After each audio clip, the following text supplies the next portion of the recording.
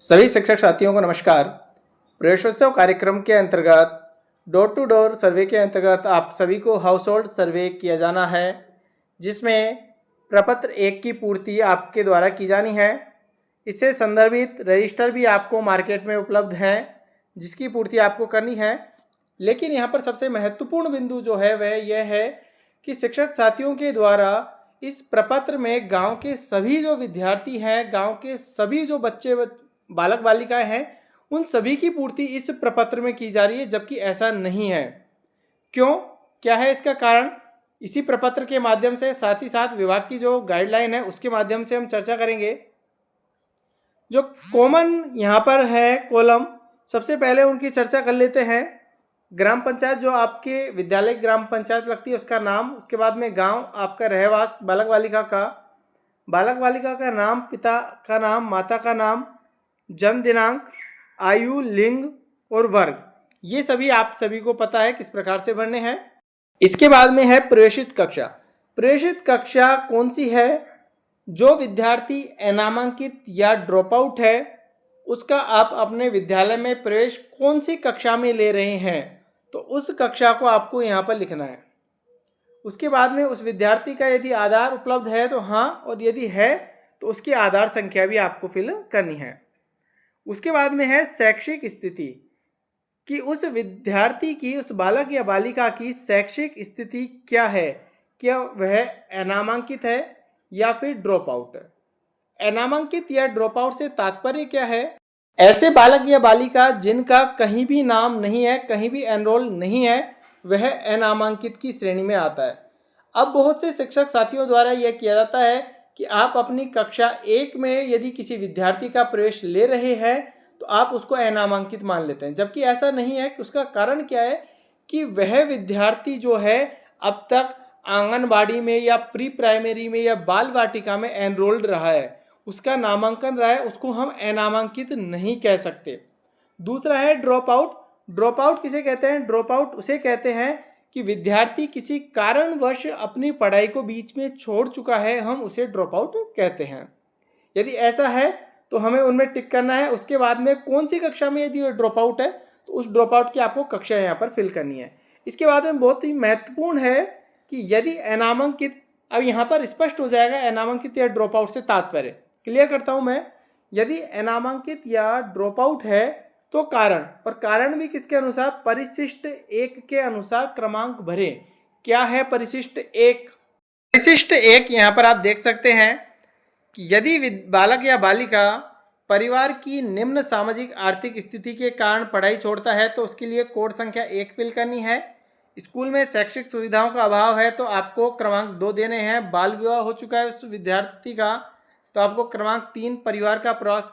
इस प्रकार से यहाँ पर परिशिष्ट 1 दिया गया है, जिसमें अनामांकित या ड्रॉप आउट के कारण दिए गए हैं। 29 कारण हैं पूरे के पूरे, उसी के अनुसार आपको क्रमांक देने होंगे।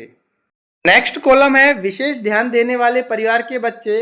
इसमें परिशिष्ट 2 के अनुसार क्रमांक भरना होगा। परिशिष्ट 2 कौन सा है वह भी आपको यहाँ बता देते हैं हम। परिशिष्ट 2 यह है, सबसे पहले नंबर पर है खाना बदोश परिवार के बच्चे, कोड संख्या 1, बाल श्रम कोड संख्या 2, सफाई कर्मी के बच्चे 3, आश्रय या वयस्क संरक्षण के बिना बच्चे 4, अन्य 5 और लागू नहीं के लिए 0। इस प्रकार परिशिष्ट 2 है। नेक्स्ट है विशेष आवश्यकता वाले बच्चे, CWSN। परिशिष्ट 3 के अनुसार क्रमांक भरे। परिशिष्ट 3 कौन सा है? दृष्टि दोष, श्रवण दोष, मानसिक विबंधित, इस प्रकार से इनके कोड संख्या दिए गए हैं। ये परिशिष्ट जो है आपको टेलीग्राम चैनल पर दे दिए जाएंगे, वहाँ से आप इन्हें डाउनलोड कर सकते हैं। नेक्स्ट है निजी विद्यालय से आने वाले बच्चे। अब इसका तात्पर्य यह नहीं है कि कोई बच्चा टीसी कटवा के फ्रेश और आपके विद्यालय में आया है, कि 7वीं में अध्ययन था और आपके उस क्लास की टीसी कटवा के आपके नेक्स्ट क्लास में एडमिशन लेने के लिए आया है, तो वो यहाँ पर नहीं आएगा। इसका तात्पर्य क्या है कि ड्रॉप आउट विद्यार्थी, जैसे 6ठी क्लास का ड्रॉप आउट विद्यार्थी था, वह निजी विद्यालय में अध्ययनरत था, आर्थिक स्थिति के कारण नहीं पढ़ पाया, वहाँ से वह आ रहा है, तो वह निजी विद्यालय से आने वाले बच्चे हो जाएंगे। तो हाँ हो जाएगा, और यदि हाँ तो उस विद्यालय का नाम और पता आपको यहाँ फिल करना होगा। और उसके बाद में अभिभावक के मोबाइल नंबर। अब यहाँ पर एक बात और स्पष्ट कर देते हैं कि प्रवेशोत्सव कार्यक्रम के अंतर्गत जो आपको डोर टू डोर सर्वे करना है, इसमें इस वर्ष आपको केवल 3 वर्ष से 18 वर्ष तक के बालक बालिकाओं का ही करना होगा। दूसरा, आपको जो चिन्हीकरण करना है छात्र छात्राओं को, बालक बालिकाओं को, वो केवल और केवल यहाँ पर आप देखेंगे अनामांकित ड्रॉप आउट बालक बालिकाओं, प्रवासी श्रमिकों के बच्चों और बाल श्रम से मुक्त कराए गए बालक बालिकाओं, केवल आपको इन्हीं को चिन्हीकरण करना है। और चिन्हीकरण करने के आपको जो आपका रजिस्टर है, रजिस्टर भी इसी के अनुरूप ही आपकी देखा होगा आपने फॉर्मेट जो है बनाया गया है, तो आपको केवल इन्हीं की एंट्री करनी है। आप अनावश्यक रूप से गांव के सभी बालक बालिकाओं की एंट्री कर रहे हैं। आप क्यों कर रहे हैं, उसका कारण क्या है, वो मैं आपको बता देता हूं। राजस्थान स्कूल शिक्षा परिषद का सत्र 2020-21 का लेटर है, कोविड के समय का है। तो यहाँ पर आप देखेंगे कि यहाँ पर लिखा हुआ है विद्यालय स्तर पर 0 से 18 वर्ष तक के सभी बालक बालिकाओं का रिकॉर्ड संधारित किया जाए। तो ये एक परिपाटी चली आ रही है। 2020-21 में सभी विद्यार्थियों को करना था 0 से 18 और सभी बालक बालिकाओं का रिकॉर्ड संधारित करना था। आप केवल उसी की राह पे चलते हुए ही आप सभी बालक बालिकाओं का अभी तक रिकॉर्ड संधारित करते आ रहे हैं। जबकि इस वर्ष का जब आप रिकॉर्ड देखोगे, इस वर्ष का जब आप ऑर्डर देखोगे, सत्र 2025-26 में केवल 3 वर्ष से 18 वर्ष तक के, और यहाँ पर कहीं पर भी नहीं लिखा हुआ है कि सभी बालक बालिकाओं का रिकॉर्ड संधारित करना है।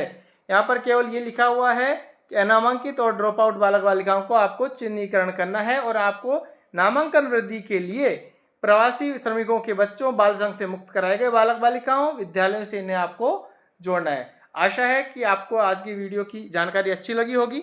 आज की वीडियो में इतना ही। धन्यवाद।